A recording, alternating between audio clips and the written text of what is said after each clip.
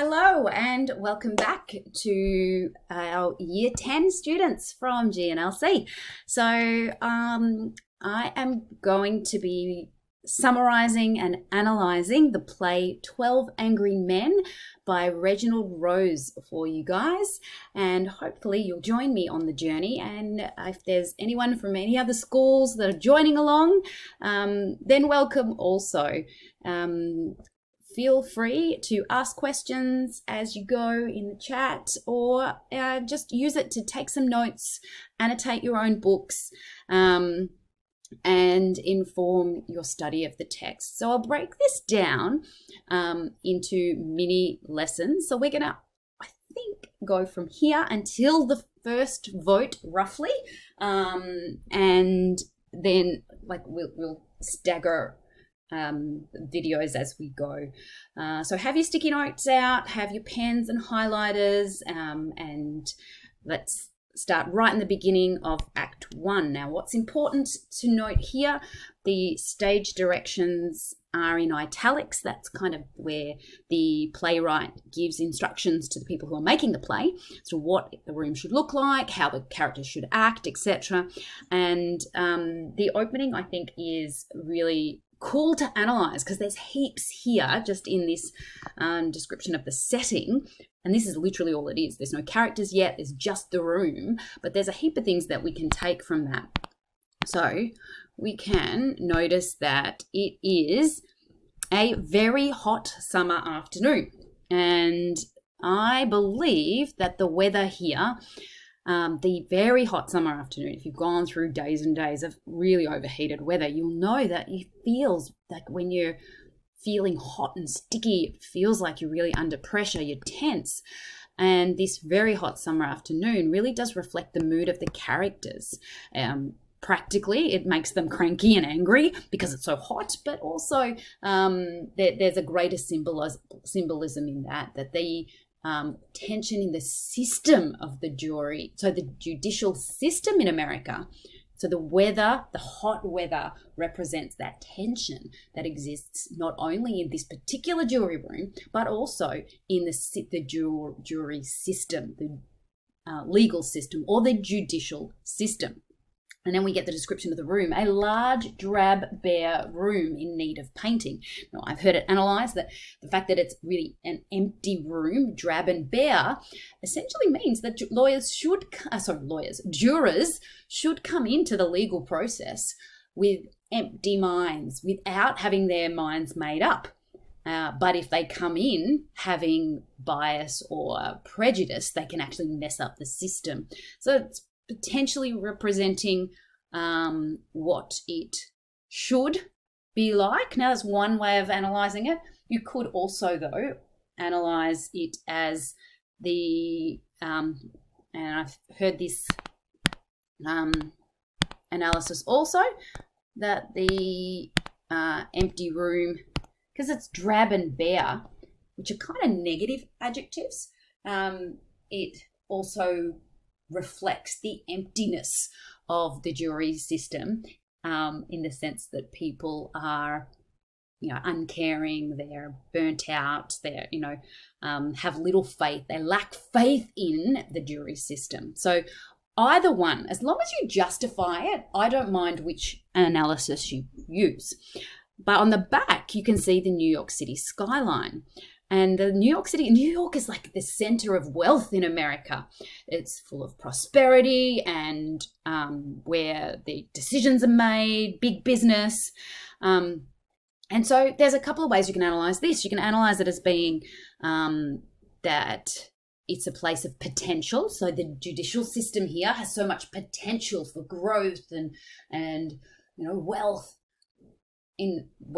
not meaning money necessarily, but good system that works well. But it could also be the unfairness of the wealth of the New York City skyline, the wealth of big business alongside place and situations where people are oppressed, which we see the mistreatment of minority figures and others throughout the play.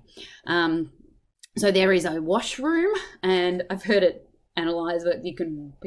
Jurors might wash themselves clean of their responsibility, or in the other way, they could be cleansed and then make the right decision as well. So you can analyze either of that. The large scarred table in the center, I've heard it analysed that it represents a flawed system. So the broken system of the jury system. Okay. We've got a fan, a water cooler. The fan will cool the characters' tempers down. And honestly, you can go for your life with whatever you want to analyse there. But there's just some things that you can think of. And we begin.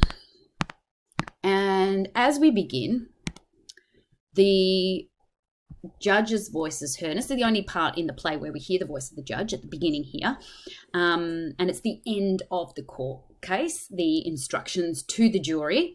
And he addresses the jury with a set of final instructions. Murder in the first degree, premeditated homicide, is the most serious charge tried in our criminal courts.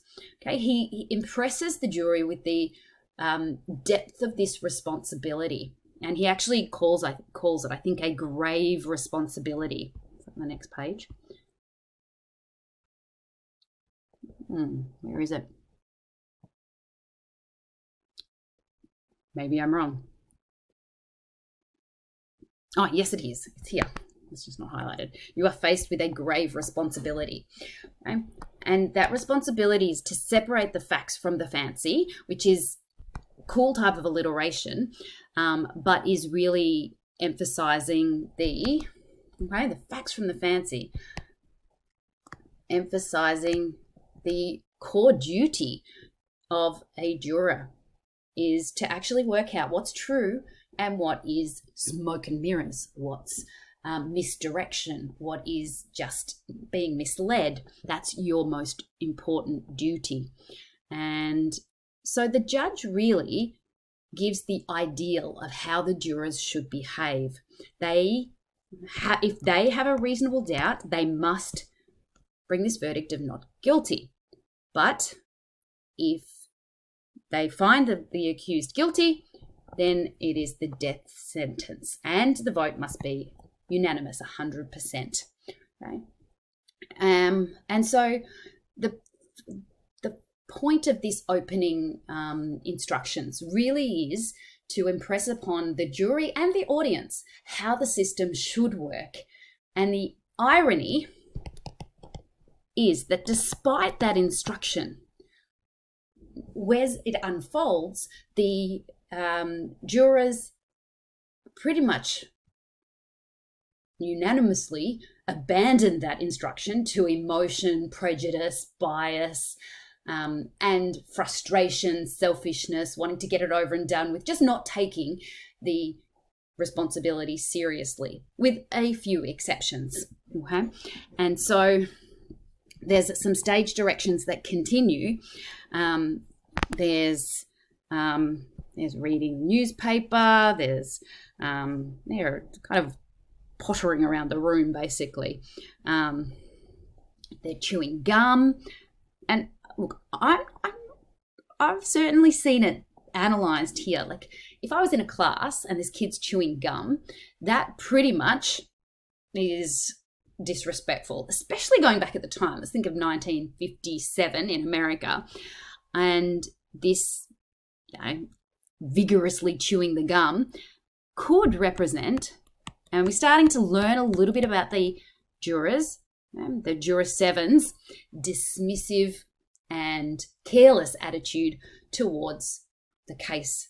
He's disrespectful by chewing gum in this formal meeting, similarly disrespectful in the way that he actually takes the responsibility. So there's stage directions that are mirroring the attitudes of the jurors. Okay, so we're starting to learn little things here. And then the room is shut. They're trapped in now. They've got a locked door, and they begin. And the character of the 10th juror starts to be established when the foreman says, right, let's vote by ballot, and we vote for elections. And so he's like, yeah, let's get him elected senator. His joking, sarcastic attitude, maybe that idea of real irreverence, that he's laughing about the fact that this boy on trial, might die, or we can vote him senator. And jurors begin to talk, the second and the third juror. One thing I noticed, the stage directions for the second juror, he speaks mildly, yes, synonyms for timidly, perhaps nervously, and the second juror here looks nervously at the third juror and nods. And so one thing I want you to know about 12 Angry Men is that the jurors, we never find out their names. We only ever refer to them by their numbers. And I think that's a really strategic choice by Reginald Rose, because by being only numbers, they really can act as a microcosm. And I want you to write that word down for me. They act as a microcosm. And what that is a microcosm is like a small representative of a larger group. And in this case, they're a microcosm for America, or the American society. So there's 12 men, and they are the jurors, but each one of them is different. They represent different occupations, different personalities, different viewpoints, different approaches. And these are all different, I guess, representing groups that exist in society. While there are people who will be balanced and, unbiased, there are also, alongside that, people whose experiences and people whose past is going to colour their views and to make it really hard for them to be unbiased. There's going to be jurors who are going to be quick to anger and slow to anger, and migrants and locals, better educated, more poorly educated, businessmen, those who are employees, one's a painter, there are all kinds of different people represented. The voice of the third juror begins to stand out as somebody here who says, look, I think we'd be better off if we took these tough kids and slapped them down before they made trouble, saved us a lot of time and money. So we get this sense that perhaps there's a closed-minded, inflexible approach, okay? And he's cocky and arrogant. Really, I've sat in juries and it always amazes me the way these lawyers can talk and talk and talk. I mean, did you ever hear so much talk about nothing? Yeah. So there's Rose quickly establishes the character of juror 3 as straightforward, cocky, arrogant, closed-minded, inflexible, for example. Juror 2 is established as nervous, mild-mannered, timid. The foreman, juror 7, through the chewing gum, is kind of a little bit dismissive and disrespectful. And we'll start to get more of a picture of the others as we go through.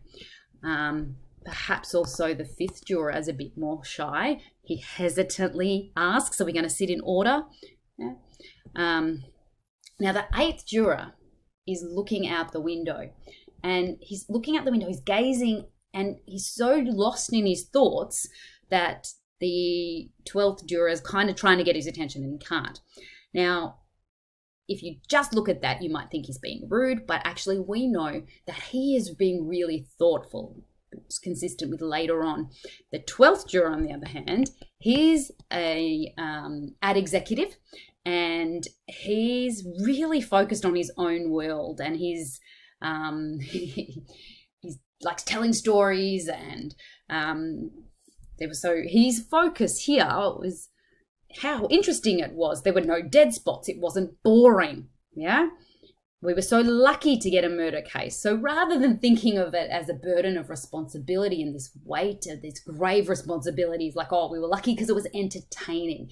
So he's viewing this process of the jury process of an entertainment for him, which could possibly be another flaw within the system, that people aren't treating it seriously because they see it as a form of entertainment. Okay? And the 8th juror is meanwhile gazing out the window, and deep in thought. So the 10th juror blows his nose vigorously. There's some more stage directions that are perhaps, again, indicating uncouth, rude, unhygienic, irresponsible behaviour. And he blows his nose loudly. Okay? And they try and turn on the fan, and it doesn't work. So that oppressive heat of the jury room is emphasised. Then we learn about the 4th juror, who is a stockbroker. And the 3rd juror, who we already know from earlier on, is a bit arrogant, cocky. He explains that he runs a messenger service. He started with nothing. He's a self-made man, and now he employs 37 people. Okay, so he's a self-made man, an entrepreneur. The 4th juror, stockbroker, businessman. Notice the 7th juror here. He's looking at his watch. That body language, the stage directions there, reveal his impatience. Okay, his desire to get it over with so he can get back to his life, his frustration. Okay, and even here, hey, Mr. Foreman, let's go. He's hurrying the process up so he can return to his life. He has, later on we'll learn, he has tickets to a ball game. Okay, so he wants to get out, not because he wants to see justice done, but because he wants to get back to his own life. Another potential flaw in the jury system, when jurors are not able to give weight, to give gravity, give seriousness to the case, then we've also got potential issues. And here, his jovial attitude, he's shooting a ball, and he's talking about his baseball, by the way. And then the foreman instructs everyone to sit down and begin, and they're going to sit in order, 1, 2, 3, 4, 5, 6, 7, and so all 12 of them are seated in order.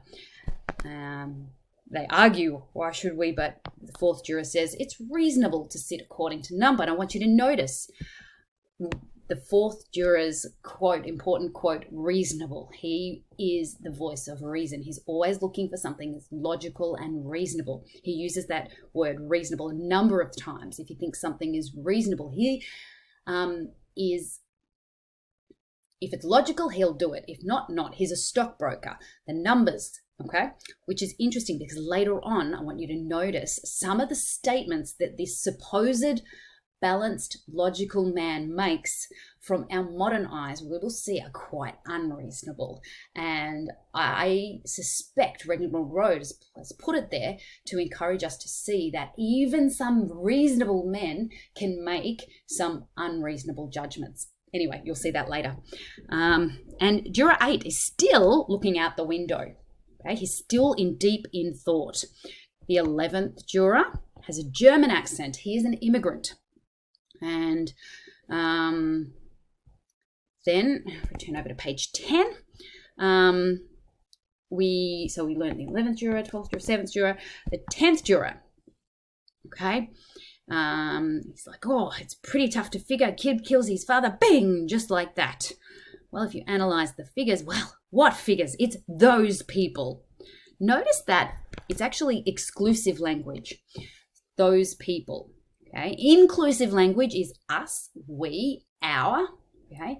Exclusive is them, those people, they. It's really used to exclude or to distance yourself. If you want to attack a group of people, you'll say they did it. It was them. If you want to try and involve people, say we have this shared responsibility. So, language that excludes. Notice the 10th juror's use of exclusive language to attack the whole ethnic group. We don't actually know who that ethnic group is. They are only referred to as slum people, but there's a whole ethnic group. And I love the fact that Reginald Rose only called it a slum group, because what it means is it's equally relevant today. And I have heard that back then it used to be